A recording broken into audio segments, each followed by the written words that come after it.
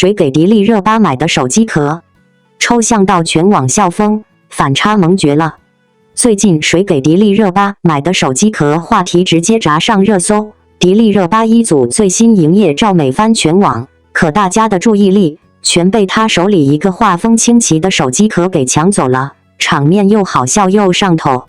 照片里的迪丽热巴颜值依旧在线，五官精致，气质出众，随便一拍都是大片既视感。正当大家沉浸在女神的美貌里时，视线一落到手机壳上，瞬间破防。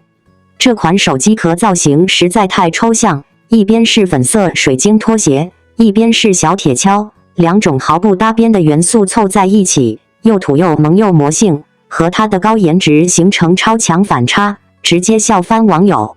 话题一出，全网开启侦探模式，纷纷灵魂拷问：这到底是谁给热巴买的？有人猜是助理乱入，有人说是朋友送的整蛊礼物，还有人开玩笑说是粉丝投喂的奇葩好物。各种脑洞大开的猜测层出不穷，把评论区变成大型整活现场。了解热巴的都知道，她可是内娱有名的手机壳大户，平时就爱收集各种平价又搞怪的款式，完全没有偶像包袱。这次的水晶拖鞋加铁锹组合，完美踩中她的奇怪审美，一看就是本人会挑的东西。女神私下里的可爱趣味，藏都藏不住。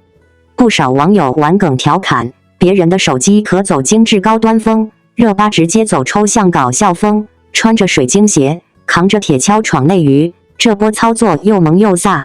还有人说，颜值高就是任性，再奇怪的手机壳，在他手里都能变得有特色。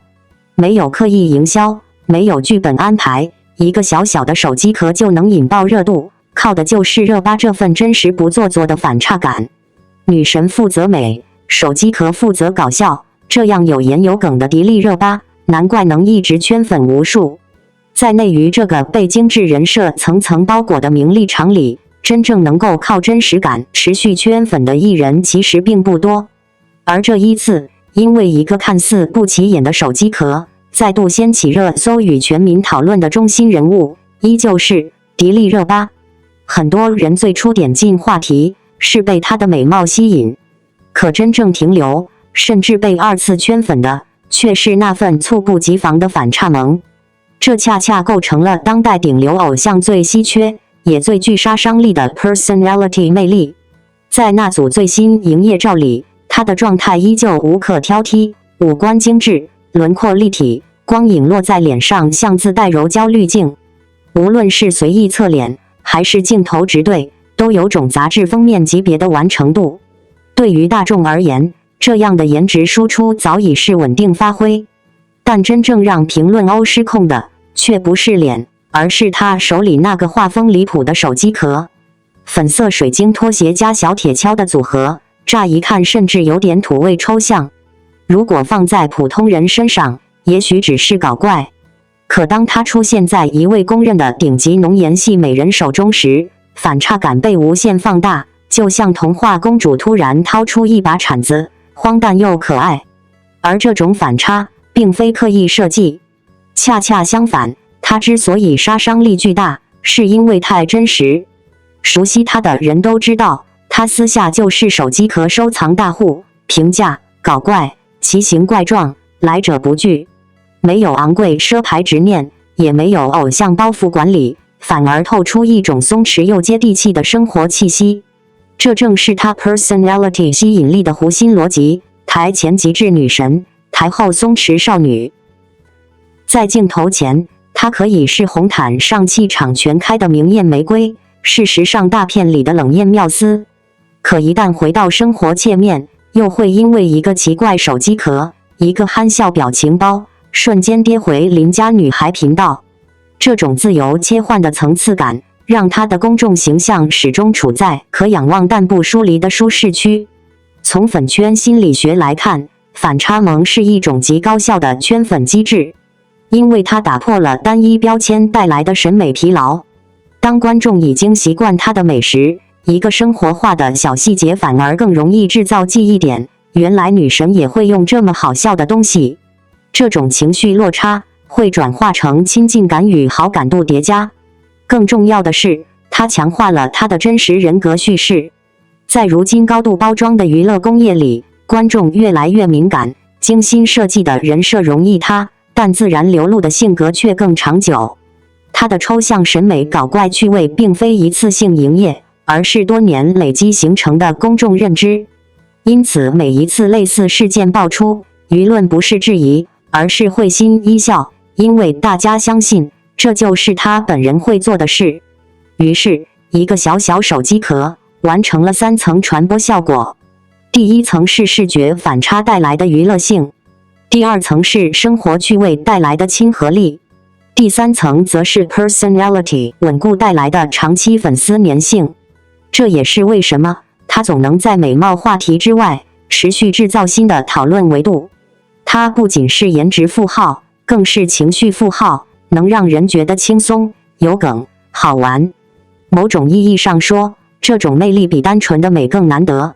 因为颜值会被比较，会被更新，但 personality 一旦深入人心，就会形成不可替代性。观众也许会被很多美人吸引，却只会对少数人产生想长期关注的情感连接。而他恰恰完成了这一步，用顶级外形建立第一眼吸引，再用反差性格完成长线留存。所以当网友调侃女神负责美，手机壳负责搞笑时，本质上是在认可一种复合型偶像魅力，既能站在神坛，也能走进人群。在流量更迭飞快的内娱环境里，真正能让热度反复回弹的，从来不只是作品或红毯，而是这种可持续输出的 personality 吸引力。或许下一次引爆话题的，不会是手机壳，也可能是他的某个表情、某句玩笑、某个生活小物。但可以确定的是，只要这种真实又反差的魅力还在，他的圈粉故事就永远不会停。迪丽热巴路透照曝光，五官立体明艳，生图比精修还能打，太绝了。2月9日的长沙，简直把魔法攻击玩到了极致。墨迹天气显示，当天最低气温才3摄氏度，东南风裹着湿气往骨子里钻，路人裹着羽绒服还忍不住缩脖子。但开服区你好星期六的录制现场，热度直接冲破了冬日严寒，一群举着相机的粉丝冻得鼻尖通红，却个个眼睛发亮，嘴里念叨着再等等，马上就到了。果不其然，没过多久，一辆黑色商务车缓缓停下，车门打开的瞬间，现场快门声直接炸了锅。路人随手拍的几组照片，没加滤镜没修图，硬生生在2小时内拿下迪丽热巴 Hi6 录制上班和迪丽热巴 Hi6 卷发上班路透2个微博热搜，评论区里每道诗语内余生图天花板的赞叹刷得比长沙的小雨还密集。要说内娱美女，那真是多到数不过来，但能把明艳2字刻进 DNA 里的，迪丽热巴绝对是独一份。这次为了新剧木须辞的宣传录制 Hi6，他直接用生图刷新了大家对神颜的认知，一头复古蓬松大波浪卷发，不是那种僵硬的造型感，而是带着点慵懒随性的蓬松度，碎发自然垂在脸颊两侧，把下颌线修饰得又柔又锐。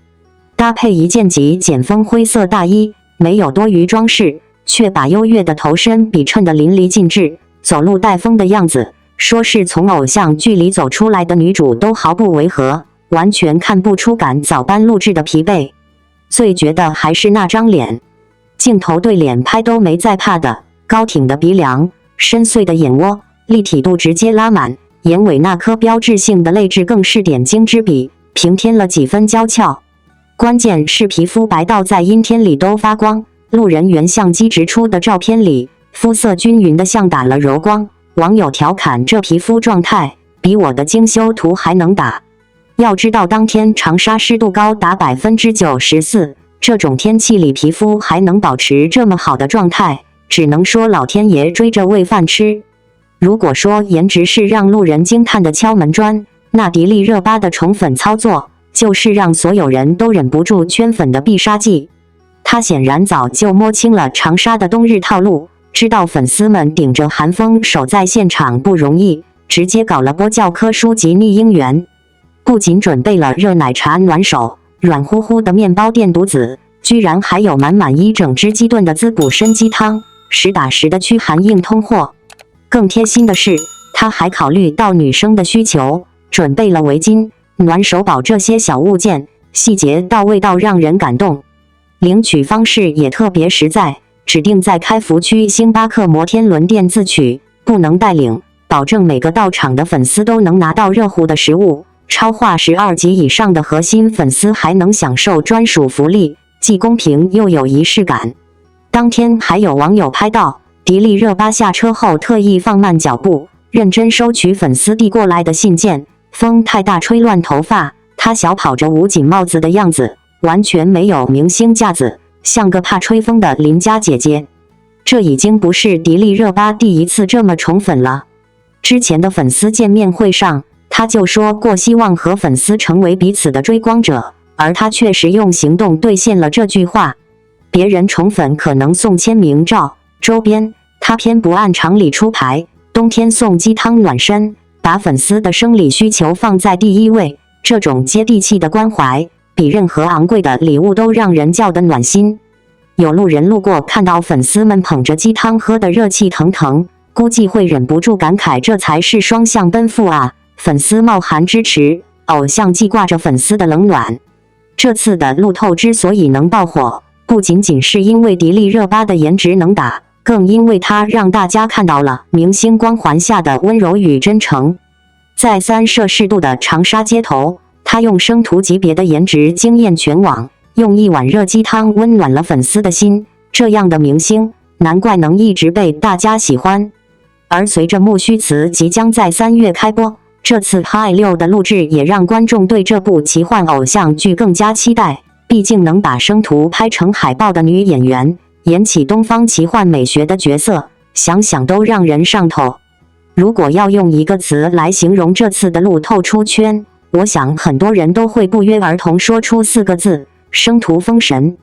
在滤镜与精修早已成为娱乐圈标配的今天，敢让原香鸡直出，还美到全网失语，本身就是一种实力。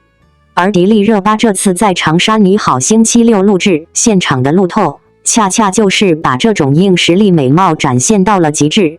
那天的天气并不友好，3摄氏度的低温，潮湿的冷风，对任何一个需要上镜的艺人来说都是状态杀手。但他从车门走下来的那一刻，现场的快门声却像被点燃的烟花一样炸开。没有柔光灯，没有后期滤镜，甚至是路人随手一拍的角度，他的五官依旧立体的像雕刻，鼻梁的线条干净利落，眼窝深邃有神，标志性的泪痣更像是画龙点睛的一笔，把明艳2字直接刻进了画面里。最让人惊叹的是那种对脸也不怕的底气，镜头越近，反而越能看清他皮肤的细腻与通透。在长沙那种湿度极高的阴冷天气里，很多人连妆都挂不住，而他的状态却像自带柔焦滤镜。网友调侃这不是生图，这是海报直出，一点都不夸张。所谓生图封神，不是单纯的好看，而是经得起任何环境、任何镜头检验的稳定输出，这才是顶级颜值真正的含金量。但如果说颜值是让路人停下脚步的第一眼吸引力，那么他这次真正封顶口碑的是另一件事，宠粉天花板级别的逆婴园。长沙的冷是能钻进骨头缝里的冷，粉丝们举着相机守在现场，手冻得发红，却依旧不肯离开。而他显然把这一切都看在眼里，记在心上。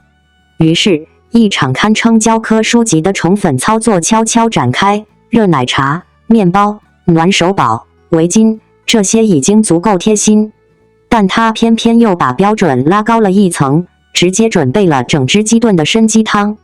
那一碗热气腾腾的鸡汤，不只是驱寒，更像是一种情感的回馈。粉丝千里奔赴，他就用最实际的方式回应这份奔赴。没有昂贵的噱头礼物，没有刻意的营销剧本，只有一句无声却滚烫的潜台词：我知道你们冷，所以想让你们暖一点。双引号。更动人的是细节，他下车后放慢脚步收信，认真接过粉丝的心意。风太大时小跑着护住帽子，又真实又可爱，没有半点高高在上的距离感。那一刻你会突然明白，为什么那么多人愿意为他守在寒风里，因为他从来不是单向被追逐的光，而是会回头照亮粉丝的人。娱乐圈从不缺美人，但能把生图封神和宠粉天花板同时做到极致的人却屈指可数。前者是天赋与自律堆出来的硬实力，后者是性格与真心沉淀出的软魅力。当这两点叠加在同一个人身上，就不再只是好看的范畴，而是一种让人心甘情愿被吸引、被圈粉、被长期守护的存在感。所以这次路透为什么会爆？答案其实很简单，因为它让大家看见，顶级偶像的魅力从来不只是镜头里的完美五官，更是镜头之外那份会为粉丝准备一碗热汤的温度。而当封神级生图遇上天花板宠粉，迪丽热巴所呈现的就不只是一场路透出圈，而是一种足以长久留在人心里的偶像光芒。被迪丽热巴拍6卷发上班路透图美到，穿灰色毛呢大衣像极了洋娃娃。迪丽热巴果然是人间的芭比。最近她参加录制《你好星期六》的路透图曝光，画面中的热巴一头大波浪的发型，妆容精致如混血女郎，整个人的脸蛋如同芭比洋娃娃般精致。偶遇粉丝时，她热情地打招呼，散发出的光彩简直是美到不真实，仿佛她就属于那群在闪光灯下生辉的人。她穿着一件灰色长款毛呢大衣，这件大衣看起来质感十足，低调而高级，搭配她高挑的身材，更是让整体造型充满了独特的氛围感。下身搭配一条蓝色牛仔裤，简约又时尚，这样的搭配即使是普通人穿在身上也毫不违和，简直是经典的街头时尚。除了这件灰色毛呢大衣，迪丽热巴穿皮衣的样子也同样帅气十足。例如她这套酒红色的短款皮衣，漆皮的质感和酒红色的颜色显得既前卫又性感。束腰设计将她的身形勾勒得更加完美，黑色棒球帽的加入让整体造型增添了不少街头感。红黑的撞色配合她那一抹如雪的白皙肤色，显得格外突出，仿佛让她在任何环境中都能成为焦点。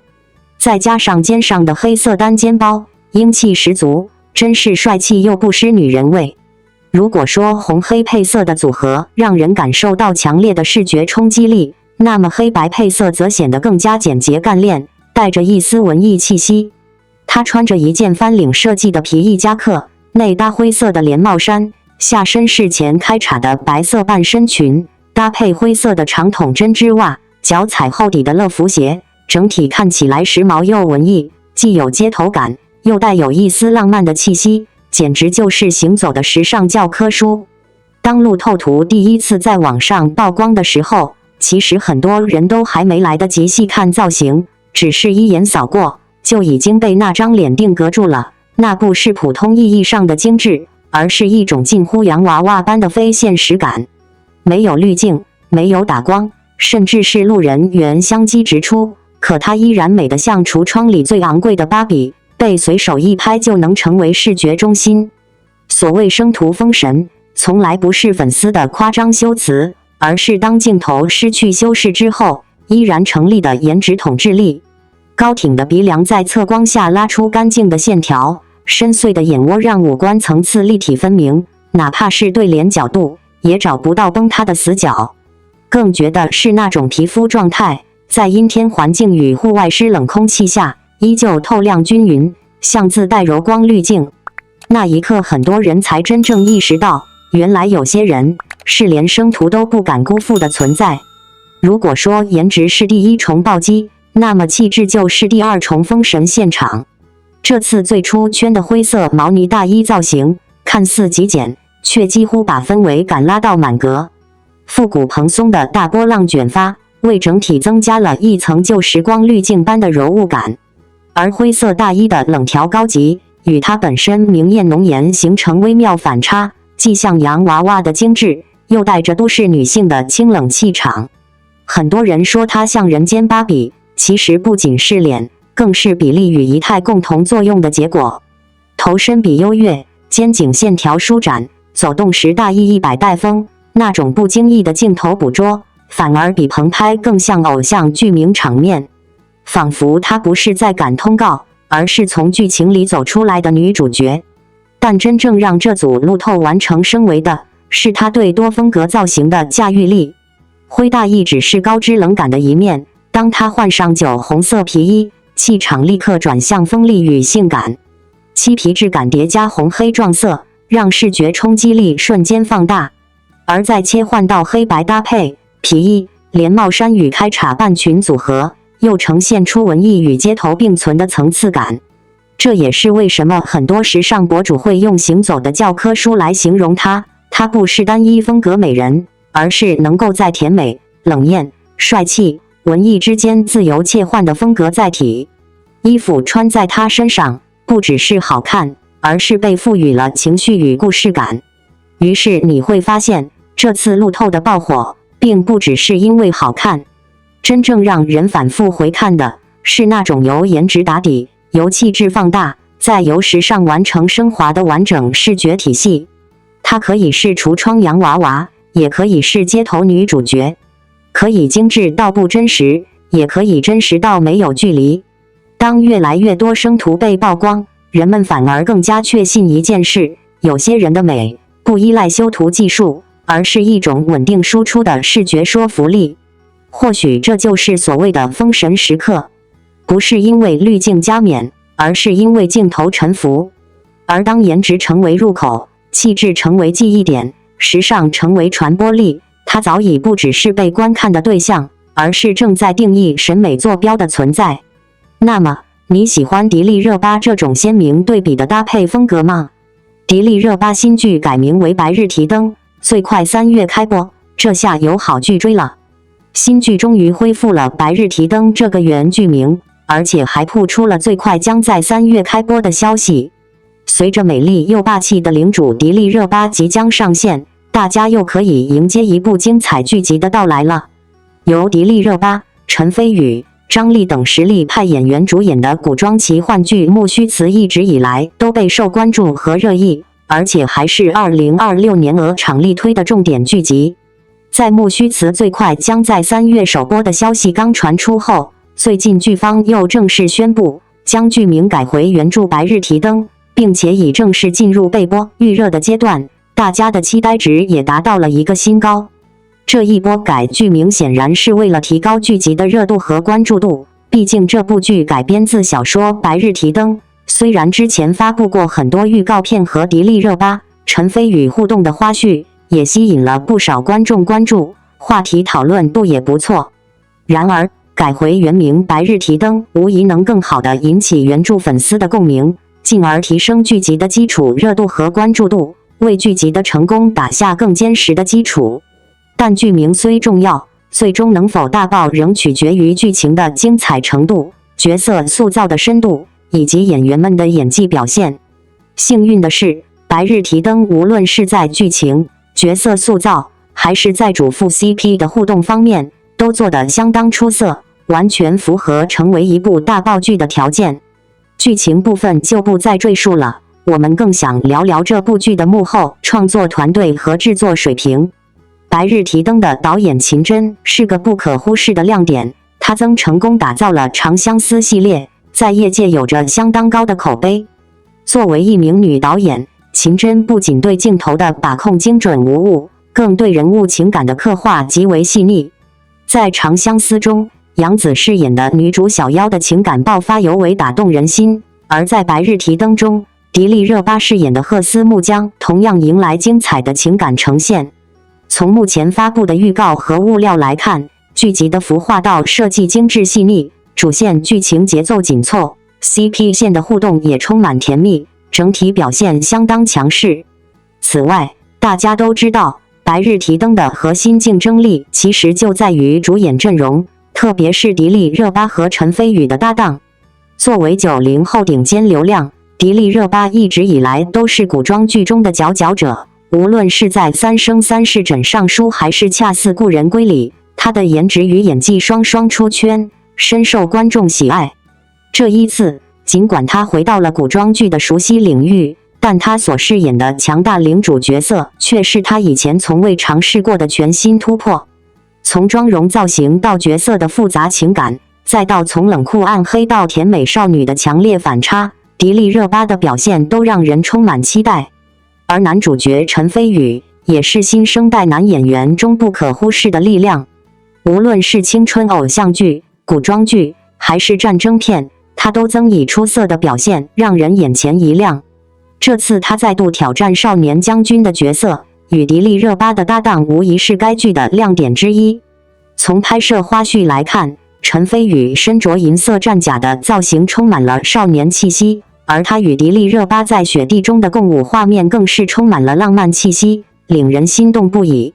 陈飞宇和迪丽热巴这对搭档既新鲜又有实力，两人在剧中的双强设定，再加上他们之间错综复杂、甜虐交织的互动，注定会成为《白日提灯》播出后最吸引眼球的部分之一。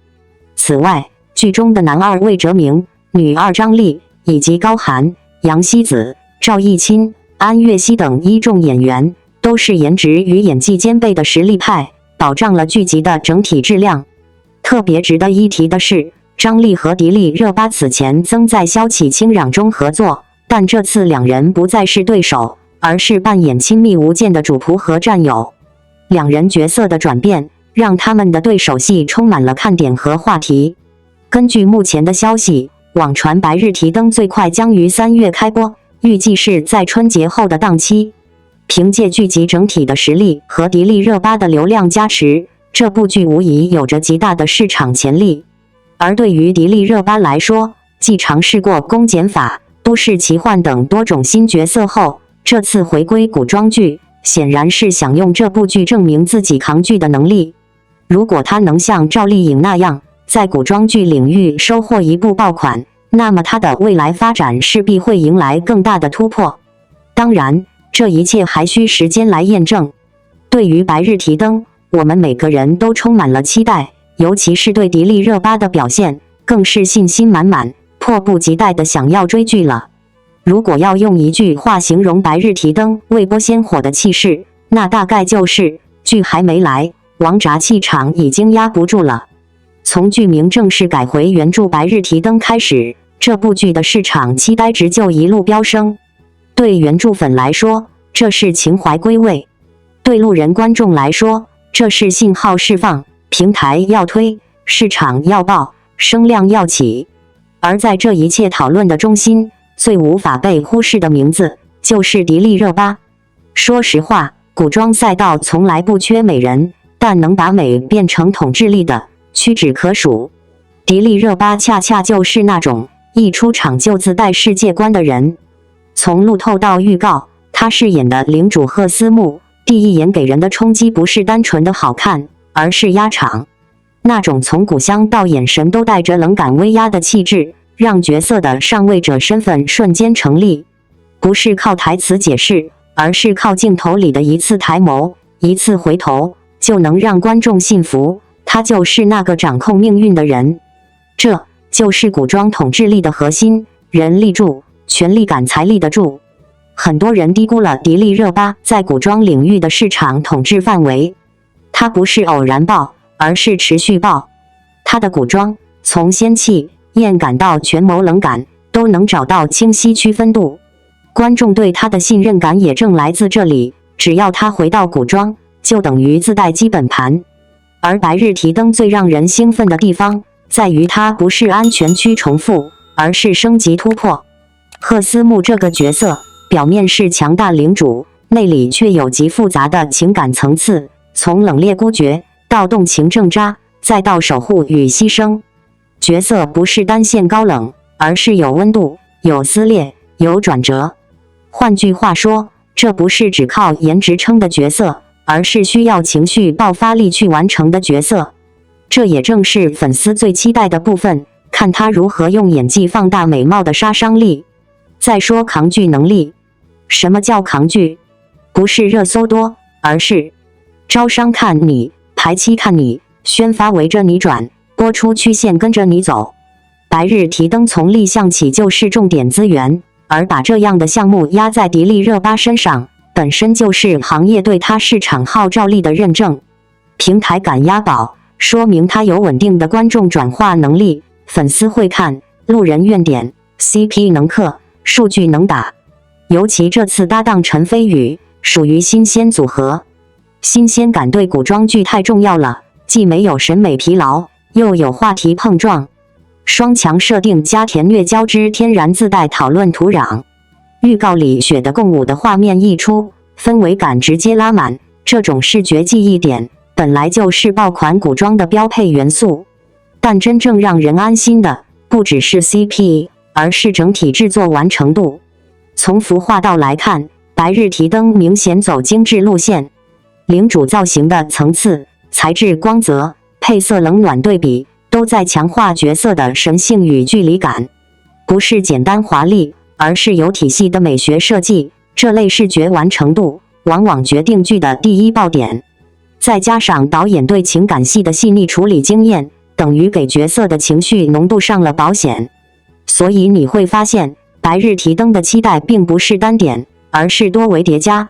原著粉基础，平台重点资源，高完成度制作，新鲜感 CP， 强人设女主，迪丽热巴古装基本盘，这些要素叠在一起，就形成一个很典型的爆剧前兆模型。未播先热，越临近越炸。而对迪丽热巴个人来说，这部剧的意义也不只是再添一部代表作，而是一次位置确认。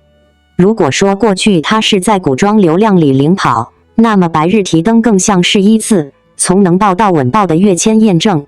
一旦角色与剧情形成破圈共振，他的古装统治力会进一步固化。只要回古装，就是市场安全牌；只要他领衔，就是招商信心盘。这才是扛剧女主的真正含义，不是一部爆，而是类型信任。所以现在的氛围才会这么统一。业内在观望，平台在蓄力，粉丝在控评，路人在等开播。所有人都在等一个时间点，灯亮那一刻。白日提灯还没开播，但属于它的光已经提前照到观众面前了。而当领主真正上线时，或许我们会见证的不只是一个角色封神，更是一个演员在古装赛道上再次完成统治力加冕的瞬间。这才是未播先爆最让人上头的地方。白日提灯更名引爆全网，观众与 IP 的双向奔赴，开启影视创作新篇章。一则木须辞更名白日提灯过审的消息，如同一颗石子投入平静湖面，瞬间激起千层浪。当日，抖音相关话题播放量从5986万飙升至15.7亿，微博单日阅读量突破28亿，超90%的观众在社交平台发声支持原名回归。这场由观众意志推动的剧名拨乱反正，不仅是一次对 IP 灵魂的捍卫，更彰显了观众在影视创作中日益重要的地位，为行业注入一股积极向上的新力量。时间回溯到2024年6月，该剧立项时沿用原著晋江小说名《白日提灯》。这部讲述鬼王贺思慕与少年将军段须因无感互通契约命里相连的东方奇幻故事，凭借鬼王白日提灯替灵开道的核心设定，在晋江收获27万收藏量，成为无数读者心中的白月光。然而，拍摄期间剧方突然将剧名改为木须辞，这一改动瞬间引发书粉的强烈抗议。新名字不仅拗口难记，更被质疑弱化女主鬼王地位，沦为男性角色附庸，与原著中独立强大、掌控命运的女主形象严重不符。书粉们迅速集结，在各大社交平台发起还我白日提灯的话题讨论，用数据和声音表达对 IP 完整性的坚持。面对汹涌的舆论浪潮，制作方浙江万众和兴影视传媒并未选择忽视或压制。2026年1月，他们顶住压力，主动向广电总局申请恢复原名。这一决策背后，是对观众需求的深刻洞察。在内容为王的时代，观众不再是被动接受者，而是拥有选择权和话语权的参与者。2月2日，广电总局一纸通报正式批准更名，剧集同步过审进入待发证阶段。消息公布后，腾讯视频预约量单日暴涨300万，创下平台纪录。粉丝连夜修改全平台话题标签，将木须辞相关内容迁移至白日提灯，避免流量断层。这场观众起义的胜利，不仅让 IP 回归初心，更让行业看到尊重观众就是尊重市场。更名事件赢得舆论狂欢，但剧集最终能否突围，仍取决于内容质量。据悉，该剧投资数亿元，实景搭建26米高的归墟城，将东方奇幻的宏大世界观具象化。迪丽热巴的27套高定戏服融合敦煌美学，从配色到纹样都经过精心考据，力求还原原著中的神秘氛围。特效由流浪地球团队操刀，打造出鬼火漫天、灵体穿梭等震撼场景，让观众仿佛置身奇幻世界。剧情上，主创团队在保留原著精髓的基础上进行创新，弱化暗黑元素，将结局从避鬼王勇士孤独改为黑化凡相守，传递爱能跨越生死的温暖主题。融入权谋与单元探案元素，增加故事的层次感和可看性，试图打破仙侠题材的窠臼。观众对剧集的期待，不仅体现在对原名的坚持，更体现在对演员的信任。迪丽热巴凭借萧启清壤中 6.29 亿的播放量，证明了自己驾驭复杂角色的能力。陈飞宇虽增因限于口碑受挫，但此次为贴近少年将军形象，提前半年进组训练骑射，增肌10斤，力求用演技扭转印象。两人的无感互通契约设定，也引发观众对灵魂共鸣是爱情的向往，成为剧集未播先火的另一大原因。从书粉抗议到官方妥协，这场改名风波本质上是观众用选择权倒逼行业回归理性的缩影。当流量明星加3字剧名加古偶套路的公式逐渐失效，观众开始用脚投票，选择尊重原著、尊重观众审美的作品。正如网友评论，我们要的不是剧名有多文艺，而是它能否承载故事的灵魂。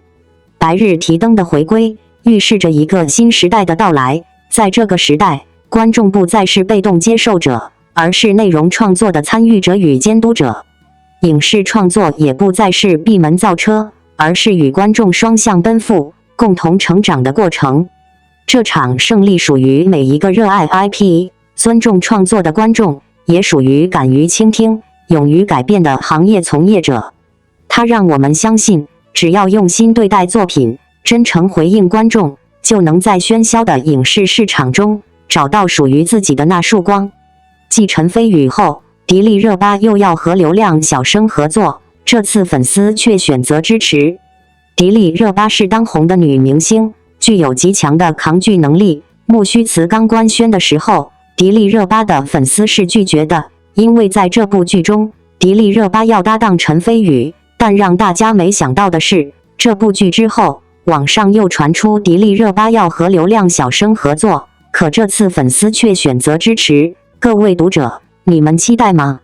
木须辞是根据热门小说改编而成，讲述的是天赋卓然的鬼王赫斯木意外与小将军段须相遇。最初他们两人互相试探，通过不断相处，赫斯木终于来了解段须的黑暗过往及心中所向，而段须也察觉到赫斯木内心的孤独，所以他们相互治愈彼此，最终携手守护人间美好。这部剧的人物设定是非常新鲜的，迪丽热巴饰演鬼王，陈飞宇饰演将军。可是这部剧刚官宣的时候，引起极大的争议，陈飞宇的粉丝不满意二番，迪丽热巴的粉丝认为迪丽热巴不应该搭档流量小生，应该选择演技派。迪丽热巴是当红的流量小花，她和大部分演员合作都会是一番，除非剧中有老戏骨，并且担任重要角色。我们可以发现，迪丽热巴搭档金世佳主演《利剑玫瑰》，取得非常亮眼的成绩。也就是说，现在的迪丽热巴不缺流量，缺的是高质量作品。前不久，迪丽热巴主演的虽然不能同时拥有一切官宣杀青，然后网上传出消息，迪丽热巴又要进组拍戏，这次是大制作，是根据穿进赛博游戏后干掉 BOSS 成功上位改编而成。看过穿进赛博游戏后干掉 BOSS 成功上位的读者都知道，这本小说完全可以用脑洞大开来形容。它是以玩家魁星穿越到真实存在的赛博朋克平行世界为主线，通过不断努力开启自己的人生新篇章。我们都知道，迪丽热巴的长相更适合大胆的妆造。如果迪丽热巴真的接拍这部剧，肯定会出现很多出圈的造型。对于迪丽热巴来说，这绝对是非常好的资源。可从传出的消息上看，迪丽热巴还将搭档流量小生。这位流量小生就是周柯宇。提到周柯宇，我们就会想到狙击蝴蝶，因为谁也没想到狙击蝴蝶会碰上大生艺人。这样的情况出现，陈妍希的粉丝和陈晓的粉丝都非常努力，但现偶剧容易获得关注的是男主，所以周柯宇直接凭借礼物火出圈。看到这样的情况，很多网友都表示，于正是真有眼光啊！在《金无不尽》中，于正选择周柯宇出演男主角，结果剧还没拍完，男主就获得极高的关注度。如果《金无不尽》播出后取得的成绩不错，那么周柯宇就可以成为当红的流量小生。我们都知道，周柯宇和迪丽热巴是同公司的，而周柯宇是迪丽热巴的迷弟，两人曾一起录制过《开始推理吧》节目。播出的时候，很多网友都希望他们两人可以拍摄一部甜宠剧，因为姐弟互动太甜了。然后网上就传出穿进赛博游戏后干掉 BOSS 成功上位，由周柯宇和迪丽热巴合作的消息。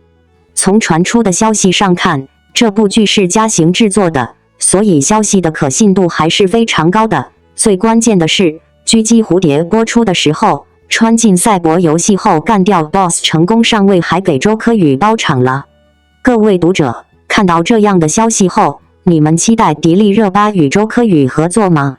不得不说，他们两人自带 CP 感。如果说古装世界里的迪丽热巴是直登而来的领主，是一眼万年的人间角色，那么当她踏入赛博宇宙的那一刻，我才真正意识到，有些人的美从来不会被题材限制，只会被时代放大。当迪丽热巴乘以周柯宇姐弟 CP 这个组合第一次被传出时，其实很多人是带着好奇甚至试探的。但越了解越会发现，这样的搭配恰恰是最具化学反应的一种设定。迪丽热巴的成熟气场、掌控力与故事感，遇上周柯宇的少年锋芒与清冷气质，形成天然张力。这不是单纯的甜宠，而是带着力量对峙的情感拉扯。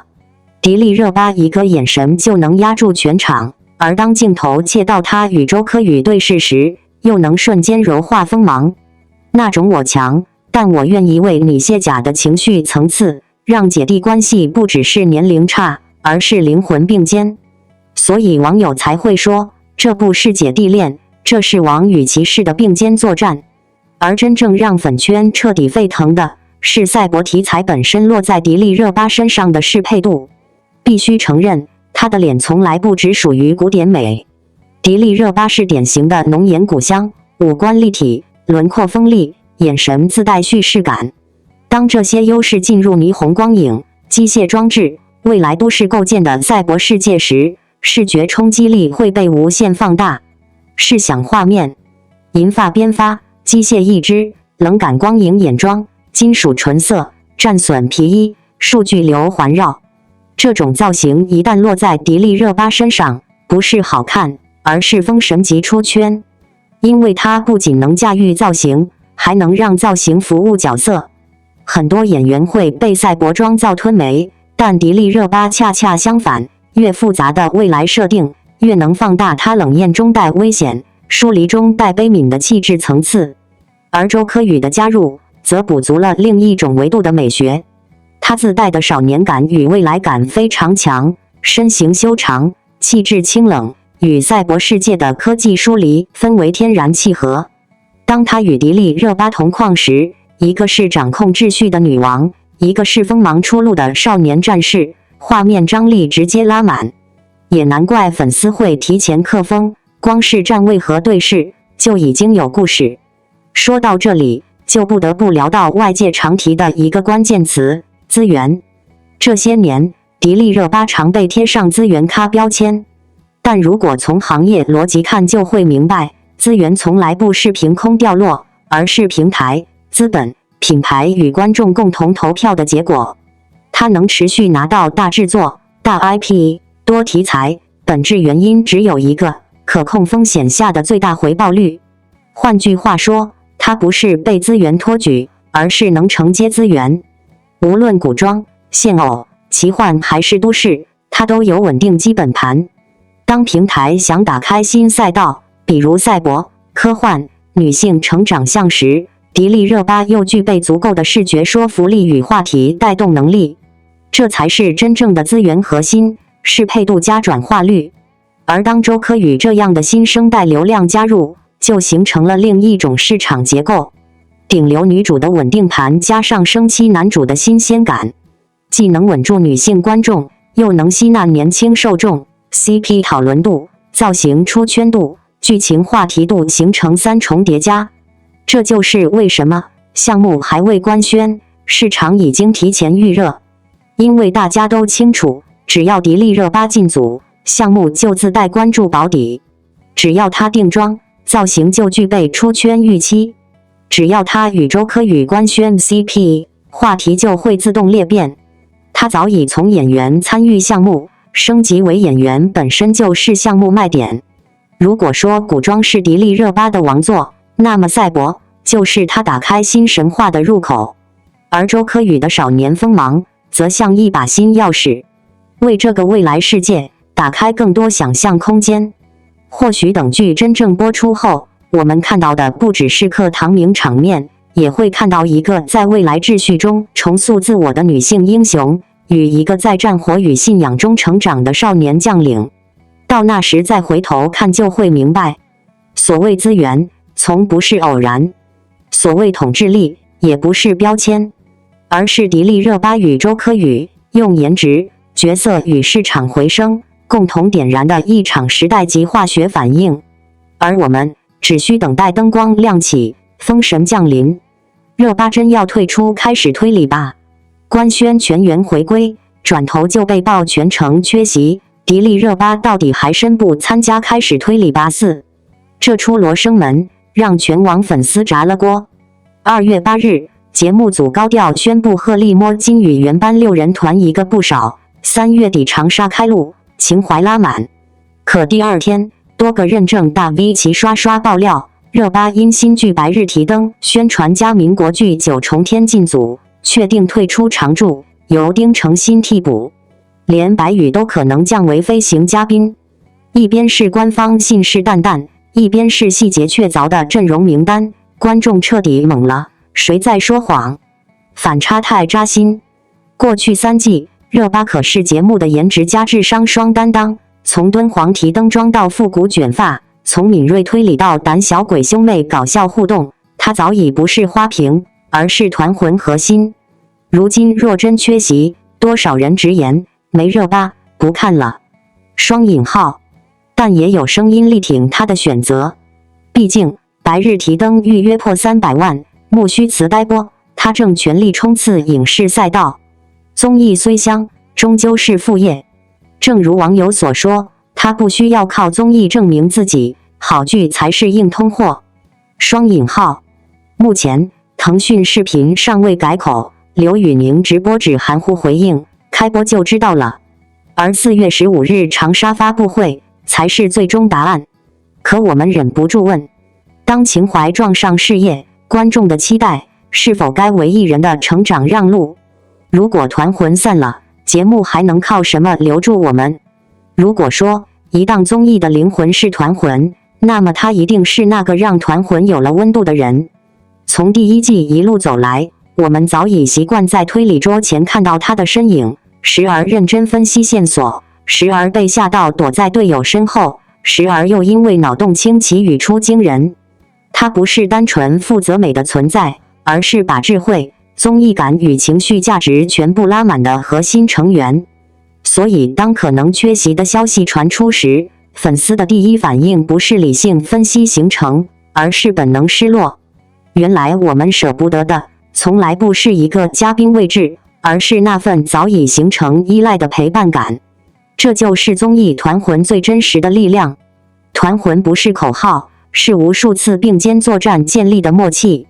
团魂不是人设，是观众在欢笑里投射的情感归属。他在时，节目像一场有人照亮的探险；他若离开，观众会下意识觉得灯光暗了一盏。但情感之外，我们也必须承认另一件事：他首先是演员，其次才是综艺人。当影视项目密集推进，当大制作、大 IP 接连启动，当角色跨度与表演厚度不断升级，一个成熟演员势必要做出取舍。综艺带来的是即时热度与国民度，而影视作品沉淀的是职业生命线。尤其当他正处在事业关键上升期，古装大女主、奇幻题材、民国角色多线并行，每一个都是能决定演员市场地位的重要拼图。这时候的缺席，本质不是冷却，而是燃烧；不是远离观众，而是换一种方式与观众相见。很多人会问，如果团魂少了他，还完整吗？答案或许是会遗憾，但不会否定。因为真正的团魂，从来不是把谁困在原地，而是允许彼此奔赴更高处后，依然记得来时的路。粉丝的不舍可以理解，但粉丝的骄傲也同样真实。我们会怀念他在节目里被吓到抓人衣角的瞬间，也会期待他在大荧幕上独当一面的光芒。这两种情绪并不冲突，一个是陪伴的温度，一个是成长的重量。于是我们慢慢明白，他如果离开综艺，并不是退场，而是登上了更大的舞台。综艺的镜头记录的是他的性格魅力，而影视的镜头放大的是他的职业锋芒。前者让人喜欢，后者让人信服。当一个演员开始把时间更多投入角色塑造、题材突破与作品厚度时，其实是在为未来10年铺路。短暂告别综艺，是为了避免被综艺标签固化；集中火力拍戏，是为了让演员身份更具统治力。这是一种清醒，也是一种野心。所以与其说这是一次退出风波，不如说是一道职业分水岭。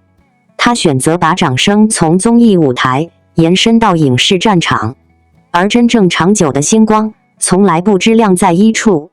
或许未来某一天，当他带着爆款角色回归综艺，再次坐回推理桌前，我们会比现在更激动，因为那时的他已经完成了从综艺团魂成员到影视扛剧核心的跃迁。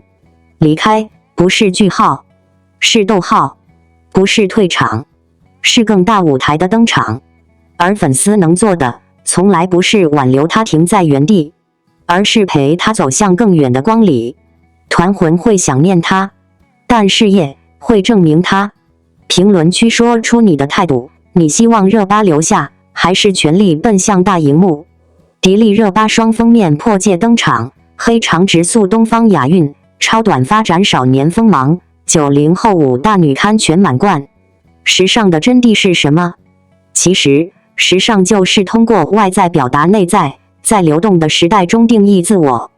而时尚的表达则在具体的细节中，譬如眼睛是时尚的武器，头发是时尚的态度，而服装则是时尚的内容。正如迪丽热巴登上 Elle 世界时装之愿2026年3月开季刊封面一样，以双封面造型打破风格界限，创下多项时尚纪录，成为当下焦点。在封面造型中，更是以黑长直和超短发的反差美学在网上形成热议的话题。黑长直造型诠释优雅东方的韵味，超短发则融合了少年感与冷冽气场，打破浓颜系适合长发的刻板印象，给人留下深刻的印象。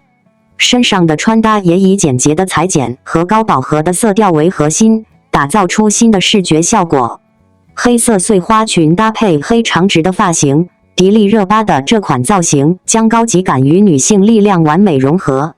她以黑长直发为底色，搭配一袭黑色碎花抹胸长裙，在极简中释放出极具张力的视觉冲击，真正诠释了什么叫用细节定义风格，用姿态表达自我。她的这款黑长直发型有一种强烈的美学态度，长发采取最原始、最纯粹的直发线条，反而形成一种反差式的高级感。身上的这款长裙看似低调，实则暗藏玄机。长裙采取黑色的底色，奠定了整体氛围的神秘与质感，适合营造高定感。而长裙上的碎花点缀又有着打破沉闷，带来一丝浪漫和高级感。迪丽热巴的这款造型无疑是一次关于力量与浪漫的精准叙事。她以最纯粹的黑长直发构筑起一个充满秩序感的视觉背景，如同夜幕般沉静而有力。每一根发丝利落的垂坠，并非单纯追求柔顺，而是在塑造一种清晰的边界与姿态。那是女性内在力量的外化，是不被潮流裹挟的自信定力。黑色打底衫搭配紫色长裙短发造型，迪丽热巴的这款造型有着反差美学。整体造型在极简中透出一种近乎艺术化的高级感，也将女性力量与柔美张力展现出来。这次超短的发型则是整套造型的灵魂。所谓发型决定气质，利落的刘海加微卷发尾，既保留了少女感，又注入一丝酷飒的中性气质。在单品搭配上，上身的高领长袖上衣有着修身但不紧绷，贴合身形却不压抑，体现舒适及高级的现代审美。下身的紫色长裙则有着反差感，轻盈飘逸的材质，层叠的设计，像云朵落地，充满童话般的梦幻感。如果说上半身是理性的，那么下半身则充满着浪漫。整体穿搭正是在这种理性与浪漫的鲜明对比中，达成了更高层次的和谐。上半身的黑色打底衫如同一个沉稳的句点，奠定了冷静、自信的基调；而下半身偏鲜的紫色裙摆，则是一个飞扬的惊叹号，诉说着无尽的想象力与诗意。这次迪丽热巴登上 Elle 世界时装之愿2026年3月开季刊封面，也有着时尚突破，成为完成5大女刊 Vogue、Elle、芭莎佳人 Cosmo 所有湖心月份开季、开年、金九、银十等全满贯，作为90后艺人中达成此成就的代表人物之一。如果说时尚封面是一场无声的战役，那么这一次，她不是参战者，而是直接改写规则的人。当双封面同时释出的一刻，我真的有一种很强烈的感觉，这已经不是简单的好看，而是一次关于风格边界的彻底破界。有人用服装定义时尚，有人用妆造制造话题，但它是用气质在重构审美坐标。一面是长发，黑长直垂落的瞬间，仿佛整个画面都安静了下来。那不是普通意义上的温柔，而是一种带着东方秩序感的美。发丝笔直利落，没有多余修饰，却像夜幕一样沉静深邃。她站在那里，不需要动作，就已经自带叙事感。那一刻，我才明白什么叫东方神女具象化。黑色碎花长裙与长发形成极致呼应，神秘、克制、优雅、力量并存，不是甜，不是艳，而是一种高级到近乎冷感的美。她的眼神不需要张扬，却有一种我自成宇宙的笃定。这种长发造型最杀的地方就在于，它不是在讨好审美，而是在建立审美。可下一面封面出来的时候，所有人都破防了。短发，超短，利落刘海，微卷发尾，直接把少年锋芒4个字写在脸上。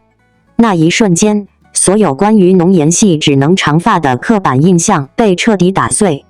她不只是剪短头发，而是连气场都一起切换，从神女降临，瞬间变成冷冽少年。黑色高领打底加紫色长裙的组合，本身就带着理性与浪漫的撕裂感。上半身是克制锋利的线条，下半身却是云朵般飘逸的梦幻。像什么？像一把藏在花里的刀。你以为是柔美，结果是锋芒；你以为是童话，结果是杀气。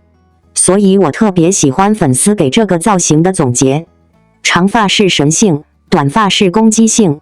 双引号，两种完全对立的气质被他放在同一次封面里完成统一，这已经不是驾驭风格，而是掌控风格。更封神的是这次封面的行业意义。很多人只看到双封面好美，但真正懂内娱时尚版图的人都知道，这次真正炸裂的是他完成了5大女刊满贯，开季、开年、金九、银10所有湖心月份全部解锁。对于90后女演员来说，这是极其难达成的时尚成就。这代表什么？代表她不只是品牌宠儿，而是被整个时尚体系认可的封面统治力。时尚圈有一句话：红毯是曝光，封面是地位。双引号，而她是把曝光走成了地位。为什么她能做到？我一直觉得答案只有一个词：可塑性。长发时，她是东方审美的极致样本，秩序、留白、含蓄、力量；短发时，她又是去性别化的先锋符号，锋利、冷感、前卫、反叛。她既能是古典叙事里的神女，也能是未来感语境里的少年。不是风格选择她，而是她允许风格存在。所以这次双封面最震撼我的，不是造型本身，而是它背后的宣言。它不被定义。还有一点特别戳粉丝，很多人总说颜值高的人只要负责美就够了，但他这次恰恰证明，真正高级的美从来不是单一维度。长发封面是女性力量的秩序表达，短发封面是个体锋芒的自我觉醒。一个向内，一个向外，一个沉静，一个凌厉，放在一起刚好构成完整的人格光谱。所以当我回看这组封面时，脑子里只剩一句话：这不是一次拍摄，是一次气质加冕。双封面破戒是风格维度的封神，5大女刊满贯是行业地位的封神。长发让人仰望，短发让人心跳，一个让你想靠近神，一个让你不敢靠近人。而他站在中间，既是神，也是风。如果未来有人回看90后女演员的时尚里程碑，我相信这次双封面一定会被反复提起，因为它证明了一件事：真正的顶级颜值从来不是被欣赏，而是被时代记住。迪丽热巴超短发造型路透，迪丽热巴那一组超短发的路透造型一出来，直接把大家看呆了，跟平时咱们印象里那个长发飘飘、明艳动人的红毯女王完全不一样，瞬间就在网上炸开了锅。这次的造型确实挺让人意外的，她剪了一个特别短的银白色头发，发尾剪得特别利落，就卡在耳朵旁边。因为热巴本身五官就长得深邃立体，这么一来，高鼻梁、大眼睛的优势全露出来了，一点遮挡都没有，被网友调侃说是件母脸本尊。她那天穿的是黑色皮衣配白衬衫，再加上冷色调的妆容，整个人看起来又酷又飒。虽然看着像个帅气的假小子，但耳朵上还戴了珍珠耳饰，这种小细节又给这种中性风里加了一点精致的高级感。好多网友第一眼看到路透视频，都忍不住问：这是哪位新出道的男明星？这也太帅了！甚至还有人开玩笑说，这下粉丝都要变心了。其实大家之所以这么激动，是因为这跟以前的热巴反差太大了。以前她在红毯上多是复古名伶风，或者像与君初相识里那样，虽然短发但也偏柔美。这次的银色短发显得特别锋利、冷冽，完全是一种生人勿近的气场。虽然也有少数人觉得这样少了点女人味，但绝大多数人都觉得这种可盐可甜、男女通杀的风格太有魅力了，证明了她真的是脸在江山在，什么发型都能驾驭住。当然了，这也不是她一时兴起，原来这是为了新剧《九重天》做的造型。这部剧是民国背景，她演的角色肯定是个干练、有气场的人物，所以才需要这么利落的短发来配合。这也看得出来，这几年热巴确实在有意尝试不同的戏路，不管是之前《利剑玫瑰》里素颜演女警，还是《萧启清壤》里的打戏，她她都在努力跳出以前那种单一的舒适圈。总的来说，这次路透虽然只是片场的随手拍，没有官方精修图那么完美，但反而因为这种真实感，让大家看到了她更多面的可能性。现在粉丝和路人都特别期待正片能快点出来，想看看这身造型在剧里到底有多惊艳。如果说长发的迪丽热巴是被时代认证过的东方浓颜神女，那么这一次的超短发路透则像是一把骤然出鞘的冷刃，锋利、克制、危险，却让人移不开眼。很多人第一次看到那组造型时的反应出奇一致，这是热巴？怎么像新出道的少年演员？双引号，银白色超短发贴耳利落，五官无遮挡地暴露在镜头前，高鼻深目被冷色光影切割出近乎建模般的立体线条。那一刻，她不再是红毯上风情万种的女明星，而像是从赛博或民国谍影世界走出的冷面行动者，性别感被削弱，气场被放大。这正是中性风封神的核心。真正的中性美，从来不是简单剪短头发，而是当女性不依附于柔美叙事时，依然拥有压迫式存在感。热巴这次的造型厉害之处，在于她没有牺牲女性魅力，反而让力量感与精致度共存。皮衣的冷硬，妆容的低饱和，珍珠耳饰的微光点缀，刚与柔在同一张脸上达成平衡。于是你会发现，她既可以是少年杀气，又依旧是人间富贵花。这种反差不是削弱，而是扩容。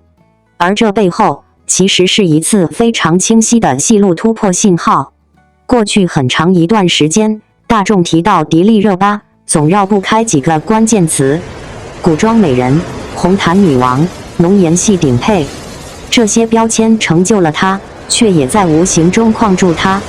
观众习惯她长发飘飘，画幅加深，于是默认她适合的是被凝视的角色，而非掌控叙事的角色。但这几年，她明显在主动拆标签，从素颜警察到打戏密集的动作角色，再到如今利落短发的民国人物，她在不断削弱安全美，强化角色感。短发不仅是造型变化，更是人物权力结构的变化，不再是被保护者，而是行动者；不再是花瓶，而是剧情推进者。换句话说，他在把观众的注意力从她好美转移到她是谁。这一步对流量演员来说其实很难，因为一旦离开舒适区，就意味着风险，造型可能被嘲，气质可能被质疑，粉丝审美也要被重塑。可一旦成功，回报就是戏路被打开。这次路透最让人惊喜的，不只是帅，而是信服度。当她穿着皮衣站在片场时，你不会觉得那是女明星在 cos 角色，而是角色本身就该长这样。那种从骨箱里透出的冷感，让人物立住了第一层真实。于是我们才会说，这不是简单的换发型，而是一次表演做标轴的移动。她开始从颜值统治区迈向类型角色区，从古装舒适圈迈向年代与动作融合区。当一个演员既能封神红毯，又能封神中性风时，它的可塑性就不再被单一市场定义。更重要的是，这种突破会反向抬升她过去的美貌价值，因为观众会意识到，她不是只能美，她是选择美。所以这组短发路透真正封神的点，从来不只是视觉冲击，而是一种宣言。我可以是东方神女，也可以是冷面利刃。我可以被仰望，也可以去征战角色世界。当美貌不再是天花板，而成为武器时，戏路才真正开始无上限延展。迪丽热巴和族人合照曝光，她在新疆顶多算个路人甲。照片太真实。我们都知道，一般混血儿的颜值都很高，而生活在不同地域的人们，长相也是天差的别。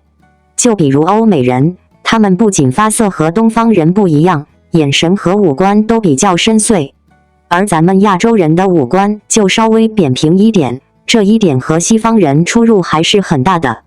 而在我国，有一地区的人们，他们的长相就和西方人比较相似，但又有自己的特色，可以说是十分的漂亮。这个地区相信大家也都猜出了，那就是美丽的大新疆了。因为这里自古盛产美女，于是网上就出现了这种言论：5步一个迪丽热巴，10步一个古力娜扎。而这里之所以盛产俊男美女，主要还是风土气候等因素，当然还有一个很重要因素，因为这里在古代是属于西域范畴，这里是中西方交流的要道，因此这里的混血儿会非常的多。在常年的基因改造下，这里的男男女女们颜值自然都很高了。而当红女星迪丽热巴就是如此，她的颜值在娱乐圈中都是属于数一数二的存在。她也凭借自己那张异域风格的脸蛋，很快就走红了娱乐圈，如今也是接戏接到手软呢。可等大家翻了以前迪丽热巴的旧照后，发现她身边的朋友们颜值也都不下于她呢。难道迪丽热巴的颜值在新疆地区也只能算是路人水准吗？尤其是在翻到迪丽热巴的身边的一些小姐妹照片后，更是让人对这话深信不疑。就比如图上这一张照片，热巴那时候还拥有一些婴儿肥，但深邃的眼睛和五官已经告诉我们将来一定会成为一个漂亮的女孩子。而她身边的那位小姐姐，在小小的年纪就已经出落得亭亭玉立了，颜值居然比热巴还高出几分呢。而且这还都是处于素颜状态下呢，看来新疆的确是一个盛产美女的地方呢。如果要用一个词形容她的脸，那一定是异域统治力。很多人第一次认识她，都是被那张脸镇住的，深邃的眼窝，高挺的鼻梁，浓密的睫毛，再加上极具辨识度的五官结构，让她在人群中几乎是自动打光的存在。那种美，不是温吞的东方古典，也不是纯粹的西式立体，而是介于两者之间的新疆血统独有的混血美学。也正因为如此，她在娱乐圈几乎是降维打击。红毯上，她可以是复古名伶，是浓颜女王；古装里，她能化身异域神女，一眼万年；时尚大片中，她又能切换冷艳、高定、先锋多种气质。这种可塑性本质都来源于同一个底层逻辑：血统带来的古乡优势。新疆地区自古就是东西文化交汇之的，基因与审美的融合，让那里的五官结构天然更具层次感。而当这种先天优势进入镜头工业体系，高清镜头、强光布景、精修妆造，就会被无限放大。于是我们看到的是一个在娱乐圈几乎封神的颜值存在。但有趣的争议也恰恰从这里诞生。当他回到家乡，与族人、朋友合影时，网络却出现一种声音：在娱乐圈封神，在新疆却只是普通人。这句话乍听刺耳，却并非全然贬低，反而折射出一种更宏观的审美对照。因为在新疆，美并不是稀缺资源。走在街头，你会发现许多人都有深邃眉眼、立体骨香，甚至素颜状态下也依旧轮廓分明。当异域感成为群体共性，而非个体标签时，它的独特性自然会被稀释。换句话说，不是它不够美，而是它的美在那里变成了日常。这其实是一种非常高级的美学悖论。在单一审美环境里，它是顶点；在同源血统环境里，它是样本之一。但也正因如此，更能看出它统治力的另一层含义。它之所以能在娱乐圈封神，不只是因为血统，而是因为它把这种血统优势工业化、职业化、风格化了。同样的五官基底，有人只停留在好看，而它被塑造成符号。从角色选择到妆造路线，从红毯风格到杂志表达，它不断强化异域浓颜这一视觉记忆点，让观众一提到这种审美，就自动联想到它。这已经不是单纯颜值，而是审美标签的市场统治。所以，当有人说他在家乡只是普通人，双引号，粉丝反而更愿意这样回应：普通的是血统，不普通的是他把血统变成了神话。在娱乐圈，它代表的是一种稀缺审美资源；在家乡，它只是万千美人之一。但正是这种双重坐标，让它的颜值故事更有层次，既来自土地，又高于土地，既是群体基因的馈赠，也是个人气场的加冕。于是我们才会看到这样一种独特现象：离开新疆，她是异域封神女王；回到新疆，她是血统美学样本。而真正让她立于顶端的，从来不只是那张脸，而是那张脸背后被时代、行业与镜头共同放大的异域颜值统治力。感谢您观看视频。如果您觉得本时事通讯有用，请不要忘记点赞、评论和订阅。祝您生活愉快，充满活力。再见。